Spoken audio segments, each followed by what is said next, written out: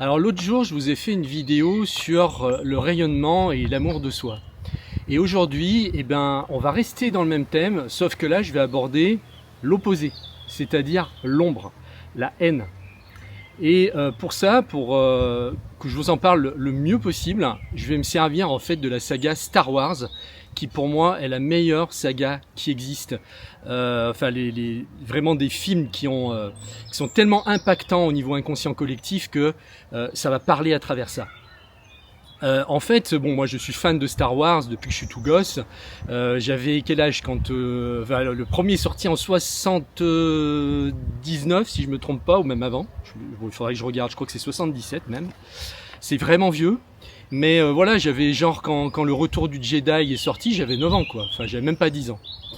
Et voilà, pour moi c'est vraiment une saga initiatique qui raconte tout. Il y a vraiment tout en fait dans cette saga. Comment l'amour fonctionne, comment on parle de la force, du pouvoir de la force, la force obscure aussi, le côté obscur de la force.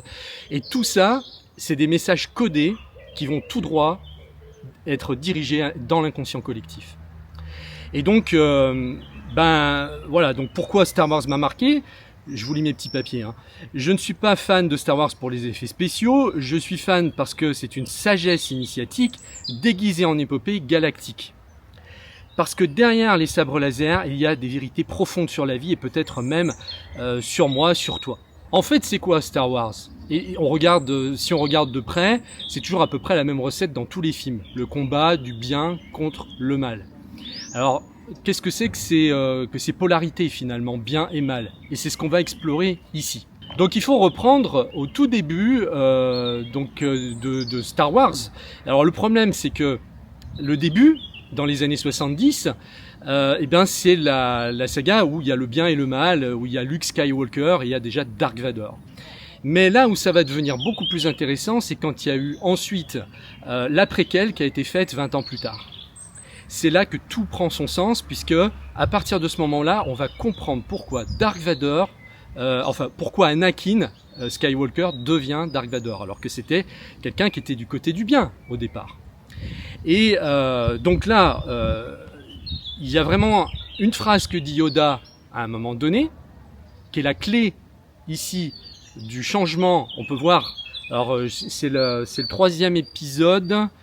Alors c'est dans l'autre ordre, mais je me souviens plus c'est le 6e épisode en fait, là où on voit la chute d'Anakin Skywalker devenir Dark Vador. Et c'est cet épisode-là en fait qui raconte absolument tout. Qu'est-ce qu'on y voit dedans en fait ? On voit Anakin qui est amoureux, très amoureux de la princesse.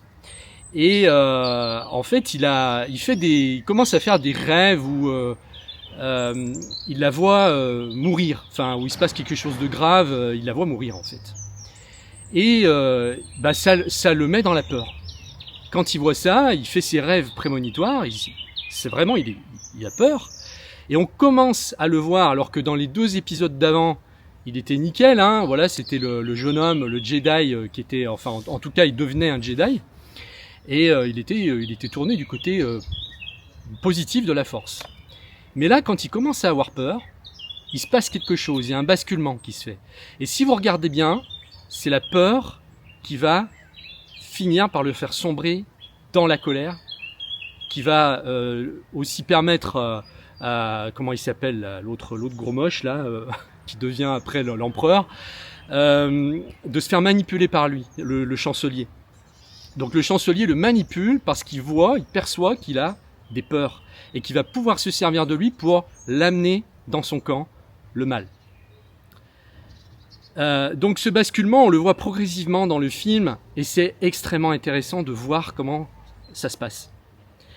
Petit à petit, il a peur, on le voit, il commence à froncer les sourcils, et puis il y a le chancelier qui arrive, qui lui susurre comme un serpent, toutes sortes de manipulations. Il retourne contre les Jedi, contre l'ordre des Jedi, et il lui dit en fait, ils ne veulent pas que tu deviennes celui qu'ils avaient prévu que tu deviennes, etc. Alors c'est vrai, parce que justement ils sentent sa peur et ils veulent pas. Ils sentent qu'il n'est pas capable en fait de porter cette responsabilité. Et donc il le manipule par ça en lui disant il conspire contre toi par derrière. Et lui il finit par croire finalement le chancelier. Et au bout d'un moment, après, ça s'intensifie forcément. Il tombe dans une spirale où il a de plus en plus peur. Il tombe de plus en plus dans la colère. Il fait de plus en plus de rêves où il voit sa femme, donc sa future femme, mourir pendant l'accouchement de ses enfants. Et à la fin, qu'est-ce qui se passe? Il devient complètement haineux. L'empereur prend complètement emprise sur lui. Et là, tout bascule. Il va commencer à tuer carrément les Padawans, hein, les Jedi en formation. Et c'est là que tout se retourne. À partir de ce moment-là, il combat Obi-Wan Kenobi, qui est son acolyte. Et finalement, Obi-Wan lui dit, t'es en train de complètement tout faire foirer, tu te rends pas compte de ce que t'es en train de faire. Et là, on voit le combat à la fin sur cette fameuse planète volcanique, là, où Obi-Wan arrive à vaincre Anakin. Et là, il se retrouve avec des blessures horribles, enfin bon, il ressemble plus à un humain. Et c'est à partir de là, ensuite, qu'il va devenir Dark Vador, que l'empereur va le récupérer, etc. Voilà. Et en fait, tout est dit là-dedans. Yoda le dit très bien. Très clairement, la peur mène à la colère mène à la haine, et la haine mène à la souffrance. C'est le chemin du côté obscur, le chemin de Vador, mais aussi le chemin que nous prenons tous un jour ou l'autre.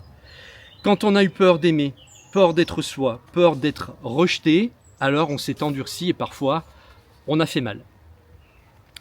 On est tous confrontés à ça à un moment donné, à cette peur, et on a tous un Dark Vador quelque part qui sommeille en nous. Et c'est là que le film est très fort au niveau initiatique. Et le pire de tout dans l'histoire, c'est que si on regarde bien, les rêves prémonitoires qu'il a fait sur sa femme qui était en train de mourir, c'est lui qui a déclenché tout ça. C'était une boucle en fait. C'était une boucle, c'est lui qui a déclenché ça. C'est à cause de lui qu'elle meurt à la fin. Alors que s'il avait lâché ses peurs, il se serait rien passé, ils auraient vécu leur histoire d'amour et il n'y aurait plus eu aucun problème. Donc l'enseignement est très puissant. Et là, après, alors dans le Retour du Jedi, donc quand c'est dans le désordre puisque la préquelle a été tournée après, mais normalement donc le 6e épisode c'est le Retour du Jedi. C'est là où alors il y a déjà Luke qui va combattre sur la planète avec Yoda, je me souviens plus du nom. Est-ce que j'ai ça quelque part? Je me souviens plus. C'est Dagobah, je crois. Voilà, c'est la planète Dagobah. Donc dans l'Empire contre-attaque, on voit que Skywalker en fait affronte ses peurs dans cette fameuse grotte où on voit son père, donc puisqu'il apprend que c'est son père en fait, Dark Vador, et on voit Dark Vador qui arrive dans la grotte et ça donc c'est tout un symbole pour dire que finalement Skywalker affronte ses peurs. Il affronte aussi son propre père, son propre visage, mais aussi son père. Et là, on a vraiment une lecture jungienne, en fait. Hein. Dark Vador, c'est l'ombre du père. Mais c'est aussi l'ombre intérieure de Luke. Celle qu'il doit affronter pour devenir lui-même. Souviens-toi de cette scène dans l'épisode 5, donc dans l'Empire contre-attaque. Luke entre dans la grotte sur Dagobah, il affronte Vador, et quand le masque tombe, c'est son propre visage qu'il découvre. Ça, c'est du Jung pur. Et dans le Retour du Jedi, lorsqu'il combat son père, qu'est-ce qui se passe? Son père veut détruire son fils. Finalement, il lui dit, soit tu viens me rejoindre du côté obscur, soit je suis obligé de te tuer. Et là, qu'est-ce qu'on voit? Luke le combat pendant un moment, mais jusqu'au moment où il ne veut plus combattre son père. Et il dit non, je ne me battrai pas contre vous. Je ne veux pas me battre contre vous. Il baisse les armes, et c'est ce qui fait basculer Dark Vador de nouveau dans l'amour, puisque finalement, à la fin, ça se retourne complètement. Il ressent de nouveau de l'amour au dernier moment pour son fils, puisqu'il voit que l'empereur, lui, finit le boulot, est en train de tuer Luke.